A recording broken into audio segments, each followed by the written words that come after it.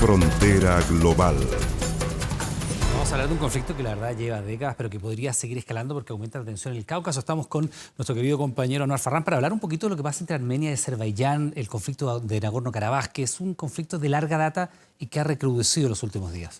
Fíjate, Iván, que lo que está ocurriendo acá en toda esta zona es muy similar a lo que pasó con Yugoslavia cuando se desmembró, cuando terminó la Unión Soviética. Todas estas repúblicas que formaban esta enorme nación, comenzaron a tener problemas culturales, religiosos, comenzaron a tener también problemas limítrofes. Y este en particular es uno de los últimos conflictos post-soviético, y me gustaría, Iván, que lo revisáramos de inmediato. Cuando hablamos de los países del Cáucaso, nos referimos particularmente a tres: a Georgia, a Armenia y a Azerbaiyán. Pero acá es donde está la zona del conflicto. En medio de estos dos países, la zona de Nagorno-Karabaj, que es un territorio de 4.400 kilómetros cuadrados. Hay un problema. La comunidad internacional reconoce a Azerbaiyán como el Estado que debería tener bajo su jurisdicción estos terrenos, ¿no es cierto? Pero lo que ocurre es que acá viven 125.000 armenios. Hay una mayoría de este país, pero además hay otro conflicto.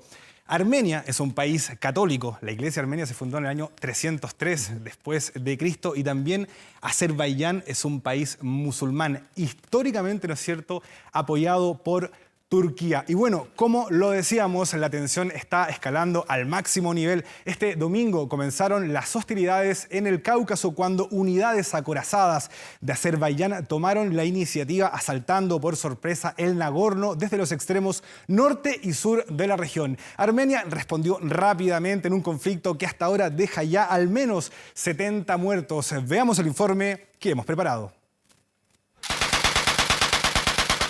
El sonido de las balas y el estruendo de los misiles son el anuncio más evidente de lo que está ocurriendo en el Cáucaso. Es que Armenia y Azerbaiyán han recrudecido uno de los últimos conflictos de la era postsoviética. Ambos ejércitos se enfrentan por la región separatista de Nagorno-Karabaj.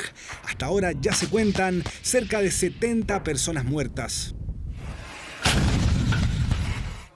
Las dos naciones se disputaron este territorio desde principios del siglo pasado, pero fue tras la caída de la Unión de Repúblicas Soviéticas Socialistas cuando se desató una guerra que duró desde 1991 hasta 1994. Las escaramuzas nunca terminaron del todo, y una muestra de ello es lo que ahora está ocurriendo. Y la clave del tema es que dentro de la zona que quedó asignada a Azerbaiyán está ese famoso enclave de Nagorno-Karabaj, que es un enclave dentro de Azerbaiyán, pero con una población armenia. 125.000 armenios viven ahí. Entonces, esa fue la causa del problema. En términos geopolíticos y estratégicos, Armenia cuenta con el apoyo de Rusia, India y Chipre, mientras que Azerbaiyán tiene el respaldo total e irrestricto de Turquía, al que también se suma Pakistán. En las calles de Armenia el ejército llama a los reclutas y el nacionalismo aumenta entre las filas, mientras los azerbaiyanos o azaríes confían en la superioridad militar de un ejército que, gracias a las reservas de petróleo, mantiene una ventaja en relación a su oponente. Lo que hemos visto en los últimos días es simplemente un escalamiento de una situación que ya venía extendiéndose por años en la frontera. Entonces, el asunto, perdonando el coloquialismo, pinta muy mal, al menos desde el punto de vista de lograr una paz duradera y efectiva en la zona. Otro punto que puede hacer más cruento y económicamente mucho más costoso este conflicto es el terreno en donde se desenvuelven las hostilidades. La frontera es una zona montañosa, y es por eso que los drones y los misiles antiaéreos juegan un papel fundamental. Es aquí donde Estambul ha entregado a su aliado Azerbaiyán casi toda su experiencia, transmitiendo la doctrina que los turcos han usado con éxito en los conflictos de Libia y Siria. Un ejemplo es la utilización de drones que operan de esta forma.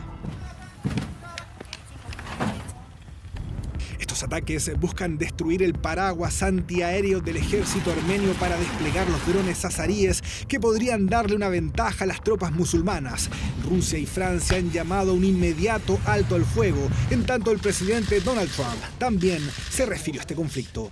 So we're looking at it very strongly. It just happened, and I know about it. learned about it today and yesterday, and we're looking at it very strongly. We have a lot of good relationships in that area. We'll see if we can stop it. Nagorno-Karabaj es un enclave internacionalmente reconocido como parte de Azerbaiyán. Sin embargo, la mayoría de su población es armenia. Es ahí donde radica gran parte de un conflicto que amenaza con profundizar la crisis y transformarse en una guerra con consecuencias insospechadas. Bueno, ya estaba entonces este informe. Quiero que ahora revisemos el armamento que se está utilizando en este conflicto allá en el Cáucaso. Fíjense que se están desplegando estos lanzacohetes BM-30 que son de fabricación rusa. El aparato está diseñado para destruir objetivos más blandos como infantería o realizar fuego contra batería. Estos lanzacohetes tienen un alcance de 90 kilómetros y entraron en servicio, Iván, en el año 1989 con el Ejército Rojo y es bien utilizado por los países de la zona, sobre todo en esta región bastante montañosa y con accesos muy, pero muy complicados. Y bueno, aquí vemos lo que podría dar la victoria a los azeríes. Nos referimos a los drones. El gobierno de Turquía ha apoyado y suministrado mucho material a Azerbaiyán, su aliado en la zona, transmitiendo la doctrina, por cierto, que los turcos han usado con éxito en Libia y también en Siria. Los ataques que estamos viendo en pantalla van dirigidos exclusivamente contra los misiles antiaéreos armenios, es decir, lo que están buscando es destruir el paraguas antiaéreo de Armenia para desplegar con mayor comodidad los drones de Azerbaiyán. Pero, ¿cuál es la capacidad bélica que tiene este país? Lo vemos de inmediato acá en nuestra pantalla. Bueno, vamos a revisar de inmediato esta tabla comparativa. Azerbaiyán tiene muchísimo petróleo, tiene 3 veces más población y puede, bueno, darse el lujo de hacer ciertos gastos militares que Armenia no los puede hacer tanto porque es una nación un poco más pobre. Mira, si lo vemos en torno a los soldados, están casi equiparados, 60.000 versus 56.850. Pero aquí ya en los tanques T-72 comienza una diferencia. 120 Azerbaiyán, 102 manejan los armenios. Lo mismo ocurre también con las aeronaves. Fíjate, 127 en total, 63 tienen los armenios. Y si hablamos de los aviones interceptores, que son los cazas, por ejemplo, acá hay una diferencia muy grande, 18 y 0 de Armenia. Cuando hablamos también de aeronaves de transporte, la diferencia es bien grande. Y en cuanto a los helicópteros, 85 versus 41. Es un conflicto que, bueno, tiene larga data, estaba dormido, pero lo cierto es que la comunidad internacional está muy, pero muy preocupado, Iván, muy preocupada para que esto, bueno, llegue a buen puerto y se termine este conflicto. Vamos a terminar revisando imágenes del genocidio armenio que ocurrió entre los años 1915 y 1923, al menos 600.000 muertos en aquella ocasión y fueron ejecutados, ¿no es cierto?, por el Imperio Otomano.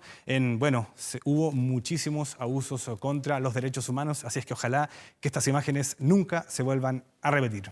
Anuar, seguimos atentos, por supuesto, a esto que ocurre en el Cáucaso, pero que naturalmente podría tener consecuencias globales por cómo están alineadas las potencias en torno a uno y otro país. Anuar, muchas gracias, que esté muy bien. Nos vemos el próximo lunes.